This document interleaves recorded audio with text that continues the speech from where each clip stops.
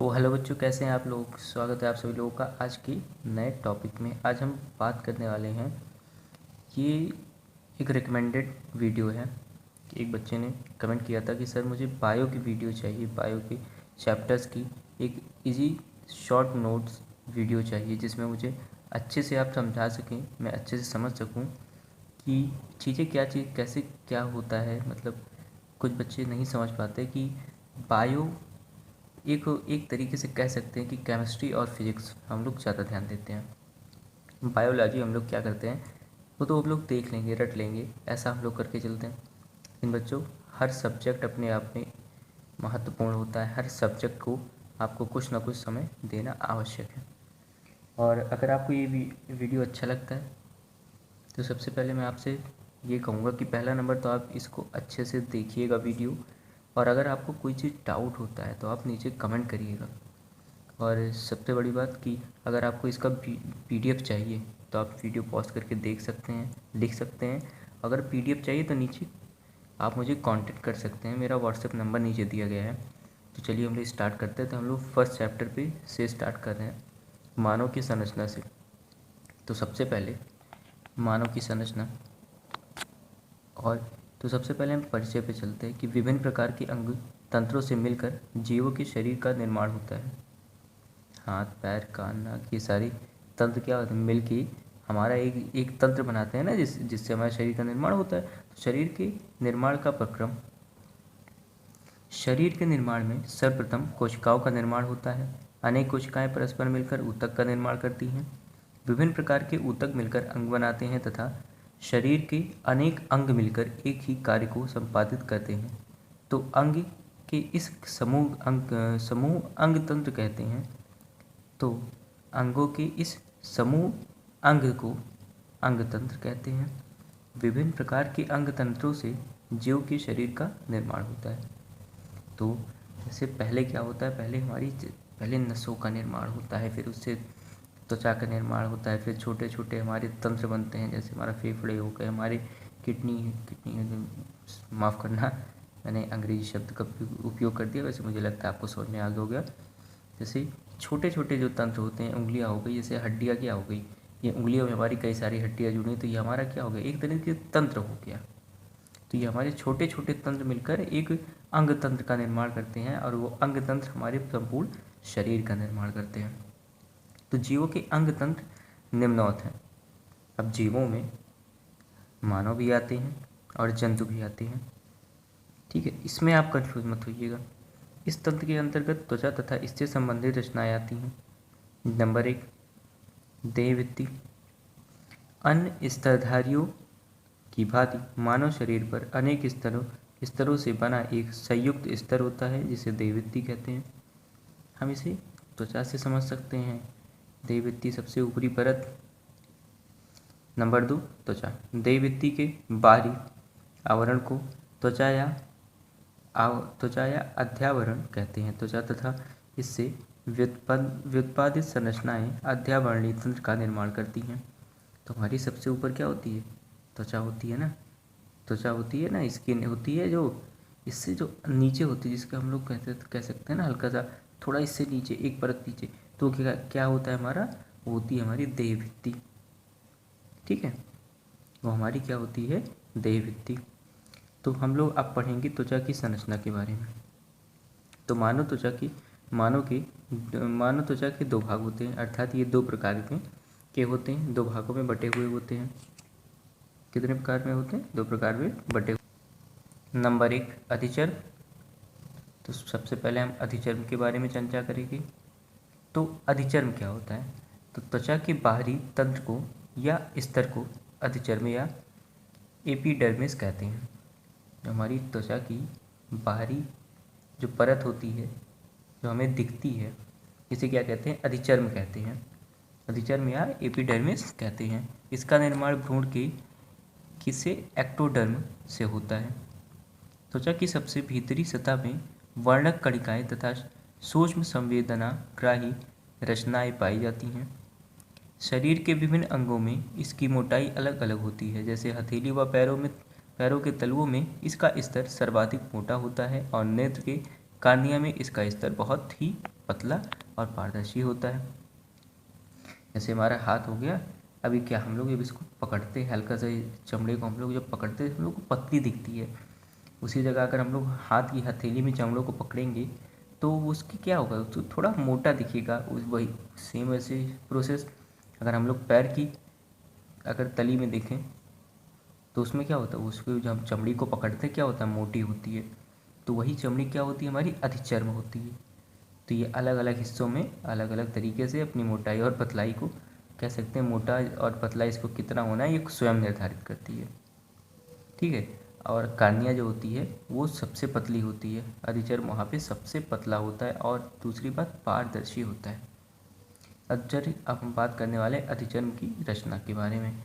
तो अधिचर्म की रचना या संरचना का निर्माण 5 स्तरों में होता है।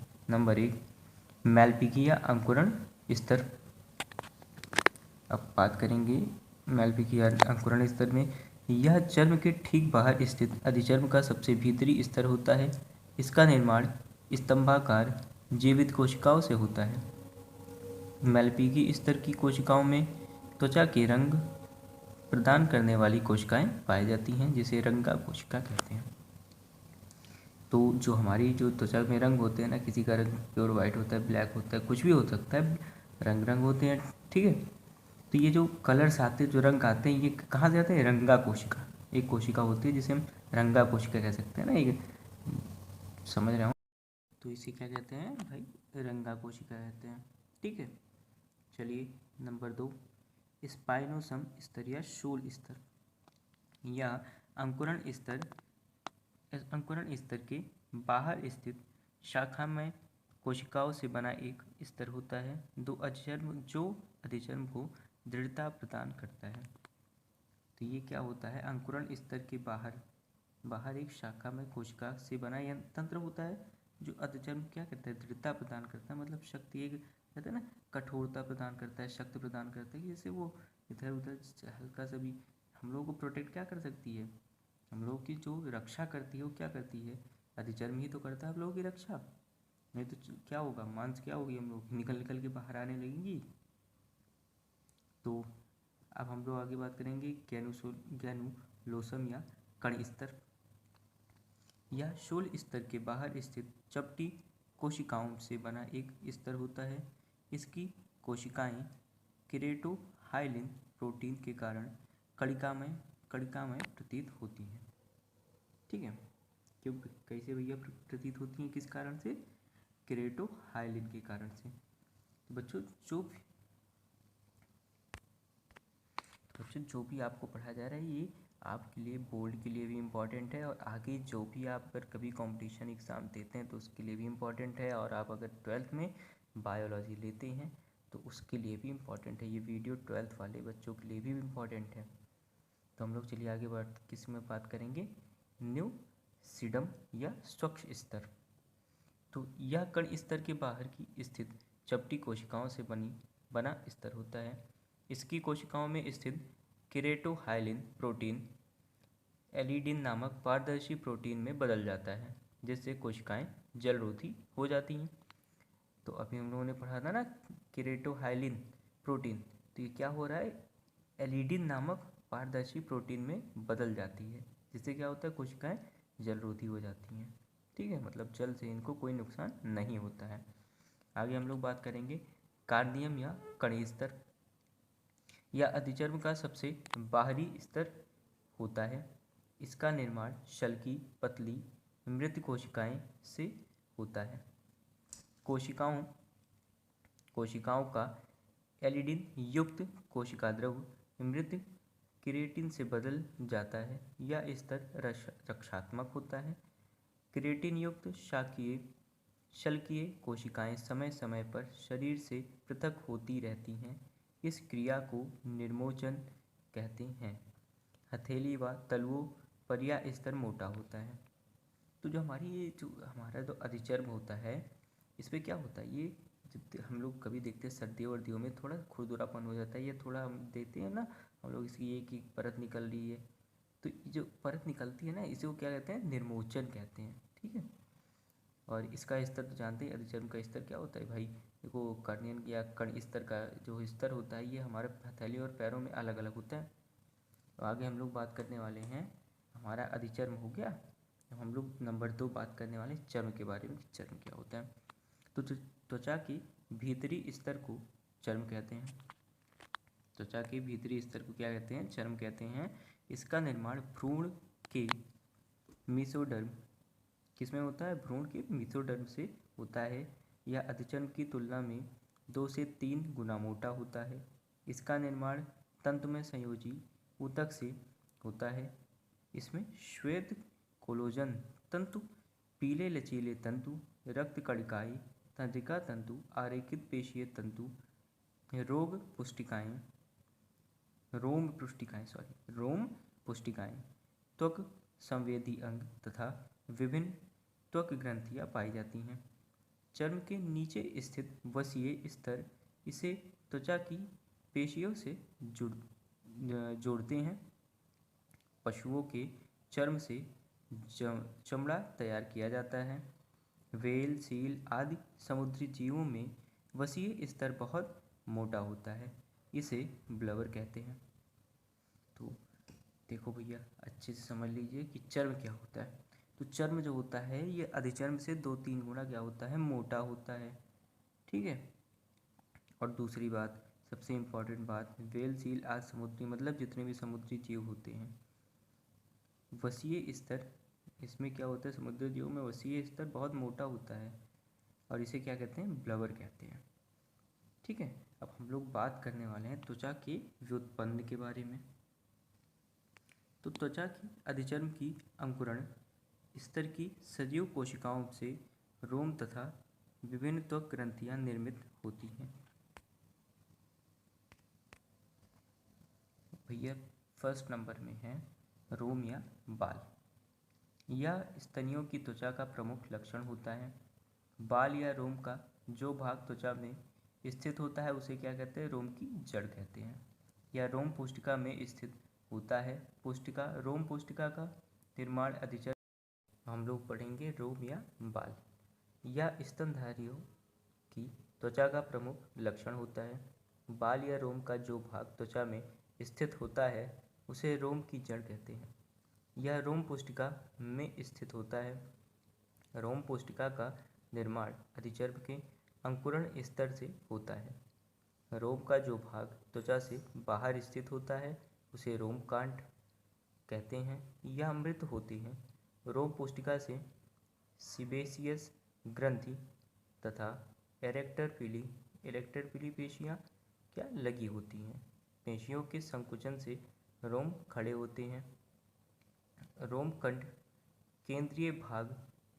के केंद्रीय भाग को मेडुला, मध्य भाग को कार्टेक्स तथा बाह्य भाग को क्यूटिकल कहते हैं। कार्टेक्स कोशिकाओं से में उपस्थित मिलेनिन वर्णक बालों को रंग प्रदान करते हैं। इसका निर्माण बंद हो जाने पर कोशिकाओं में वायु भर जाती है तथा प्रकाश के परावर्तन के कारण बाल सफ़ेद दिखाई देते हैं।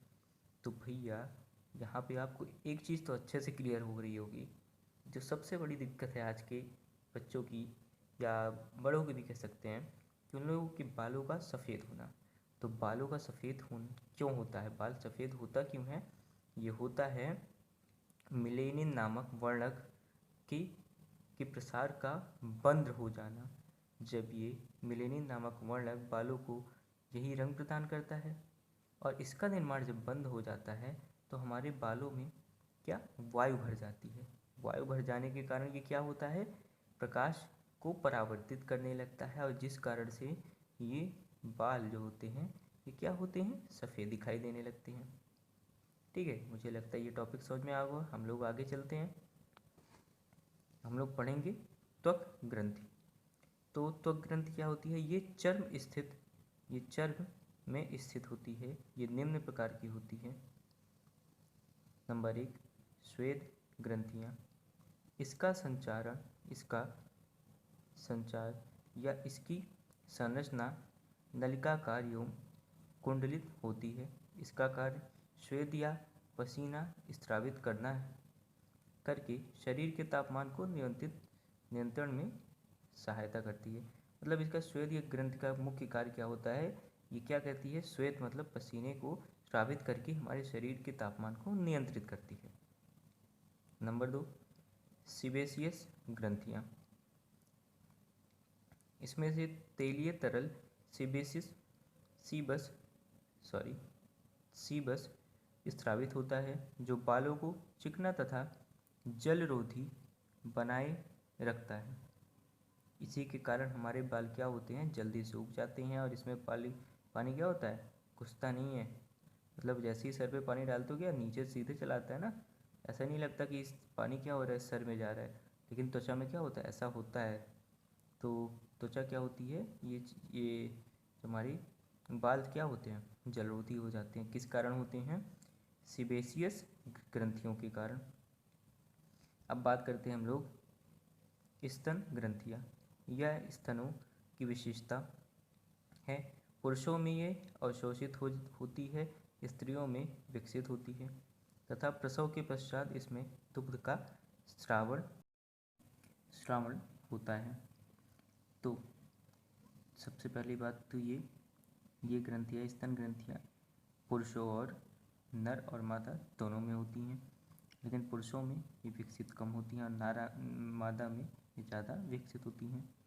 प्रसव के पश्चात इसमें क्या होता है, दूध का स्रावण होता है। लोग आगे चलते हैं, हम लोग पढ़ेंगे अब सिरुमिनस ग्रंथियाँ के बारे में। ये बाह्य कर्णनाल में पाई जाती हैं। इसमें सदृश तरल सिरुमिन स्रावित होता है। यह कर्णपदक मतलब कानों के पर्दे की सुरक्षा करता है। ठीक है, ये सिरुमिनस ग्रंथि जो होती है ये किसकी सुरक्षा करती है, कानों की पर्दे की।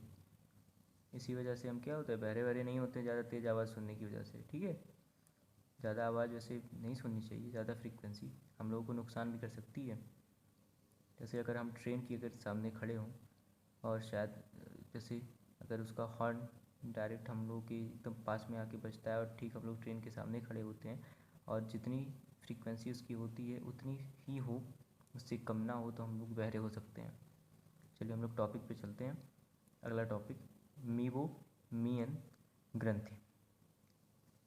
ये नेत्र पटलों के किनारे नेत्र बरौनियों के नीचे स्थित होती है। इसमें से स्रावित तेलीय तरल कार्निया को चिकना बनाए रखती हैं। तो ये क्या होता है, ये क्या काम करती हैं, कार्निया को चिकना बनाए रखती है।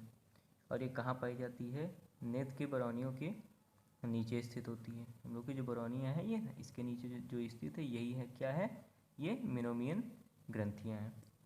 अब हम लोग आगे चलते हैं, मूलाधार ग्रंथ के बारे में पढ़ते हैं। ये जनानांगों एवं गुदा के समीप स्थित होता है।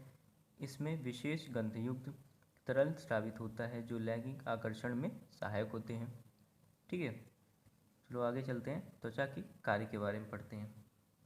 तो त्वचा शरीर तथा बाहरी वातावरण के मध्य आवश्यक तालमेल बनाए रखने में समक्ष होती है। इसके कार्य निम्नलिखित हैं। नंबर 1, शरीर की सुरक्षा करना।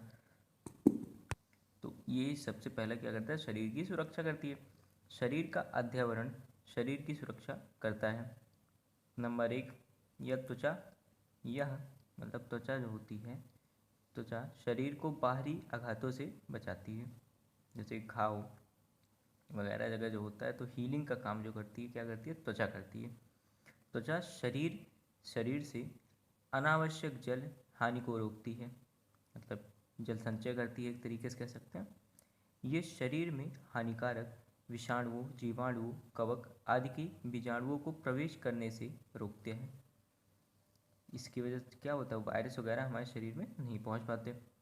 त्वचा के व्युत्पन्न जैसे नाखून शरीर की सुरक्षा में सहायक होते हैं। ठीक है, तो अब ये भी देखिए, त्वचा क्या है, ये भी संरक्षक कार्य करता है और इसके जो व्युत्पन्न नाखून वगैरह जो हैं ये भी हमारे शरीर का क्या करते हैं, संरक्षण ही करते हैं। हम लोग पढ़ेंगे शरीर ताप नियमन के बारे में। तो समतापमापी या गर्म रुधिर तथा समतापमापी या शीत रुधिर प्राणियों के शरीर के ताप को नियंत्रित करने का कार्य त्वचा का होता है।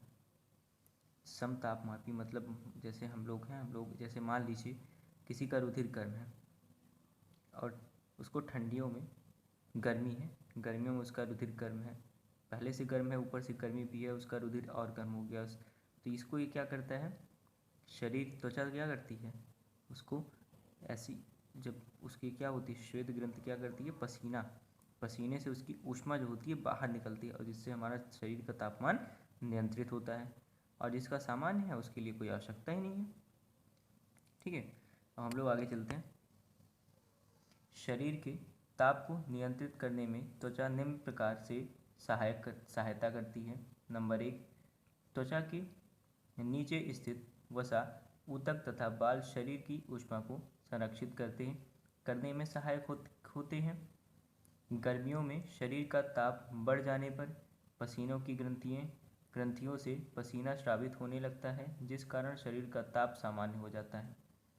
जैसे हमें गर्मी लगती है तो श्वेत ग्रंथि से क्या होता है, पसीना स्रावित होने लगता है और हमारे शरीर का तापमान जो होता है वो नॉर्मल हो जाता है। मतलब एक जो हमारे शरीर का जितना तापमान हो जाए उतना सामान्य हो जाता है, सामान्य अवस्था में आ जाता है, क्योंकि ऊष्मा जो होती है पसीने से बाहर निकल जाती है। नंबर 3, शीत ऋतु में त्वचा की रक्त कणिकाएं सिकुड़ जाती हैं, जिस कारण त्वचा में ताप का विकिरण कम हो जाता है तथा शरीर का ताप गर्म होने पर ये कणिकाएं फैल जाती हैं, जिससे त्वचा से ताप का विकिरण बढ़ जाता है। अब समझिए होता कैसे है। जब रक्त कणिकाएं सिकुड़ने लगती हैं तब रक्त का प्रसार क्या होता है, कम होने लगता है। ठीक है, और जिस कारण क्या होता है, त्वचा का तापमान धीरे धीरे कम होने लगता है, मतलब विकिरण होने लगता है। और ये जब फैल जाती है त्वचा का, तो क्या होता है, इसमें रक्त जो होता है उसका फ्लो जो होता है उसका प्रसार बढ़ जाता है, इससे त्वचा से ताप का विकिरण बढ़ जाता है। ठीक, तो शरीर की आकृति, हम बात करने वाले शरीर की आकृति में। शरीर की आकृति में त्वचा का क्या योगदान है। त्वचा तथा त्वचा से निर्मित कंकाल शरीर को आकार प्रदान करते हैं। भाई छोटे छोटे तंत्रों से ही हमारा शरीर मिलकर बना है और त्वचा क्या है, एक तंत्र है जो हमारे शरीर को आकार प्रदान करती है। पोषक पदार्थों का संचय, त्वचा वसा ऊतक के रूप में पोषक पदार्थों का संचरण करती है। नंबर 5, उपयोगी पदार्थों का श्रावण, तो त्वचा से दुग्ध, तेलीय पदार्थ, सीबम, कर्णमोम, विटामिन डी आदि उपयोगी पदार्थ का श्रावण होता है। नंबर 6, त्वचा नर तथा मादा प्राणियों के मध्य लैंगिक आकर्षण में सहायक होती है। जो आकर्षण होता है ना, इसी वजह से होता है, त्वचा की वजह से ये भी सहायता करती है इसमें। त्वचा तेलीय पदार्थ तथा औषधियों का अवशोषण करने में सहायक होती है। त्वचा एक प्रकार से संकेतक का कार्य करती है। मुझे लगता है आपको ये वीडियो अच्छे से समझ आ गया होगा। कोई भी आपका प्रश्न उठता है तो आप मुझे कमेंट सेक्शन में लिखना ना भूलें। और हाँ, इस वीडियो को जितना हो सके शेयर करें, क्योंकि मैंने इस पर अच्छी खासी मेहनत की हुई है, आपको वो मेहनत दिख भी रही होगी। और हाँ, अगर मैं कोई चीज़ ना समझा पाया हूँ तो मैंने कोई भी ऐसी टॉपिक छोड़ा नहीं है जो मैं ऐसे समझा ना पाऊँ। लेकिन मान लीजिए कोई भी टॉपिक अगर मैंने मिस कर दिया तो उसे कमेंट कीजिए। वैसे सारी चीज़ें मैंने कवर कर दी हैं और लिखवा भी दिया है, तो आप देख सकते हैं। इसको आप वीडियो पॉज करके लिख सकते हैं। अगर आप इसका PDF चाहते हैं तो हमें व्हाट्सएप कर सकते हैं नीचे लिखे नंबर पर। वीडियो देखने के लिए शुक्रिया। और ये एक रिकमेंडेड वीडियो था, अगर आप भी कोई वीडियो रिकमेंड करते हैं तो उस पर भी वीडियो बनेगा। और इसके आगे का पार्ट जैसे आप देख सकते हैं कि इस पर वर्क होना शुरू हो गया है मानव पाचन तंत्र पर। तो अगला जो वीडियो होगा वो होगा मानव पाचन तंत्र के बारे में, उसके बारे में अच्छे से बात करेंगे। ठीक है, तो चलिए बच्चे, हम लोग विदा लेते हैं अपना। चलिए आप लोग पढ़ाई करिए। वीडियो देखने के लिए शुक्रिया, अपना मूल्य और कीमती समय देने के लिए शुक्रिया। जय हिंद बच्चों।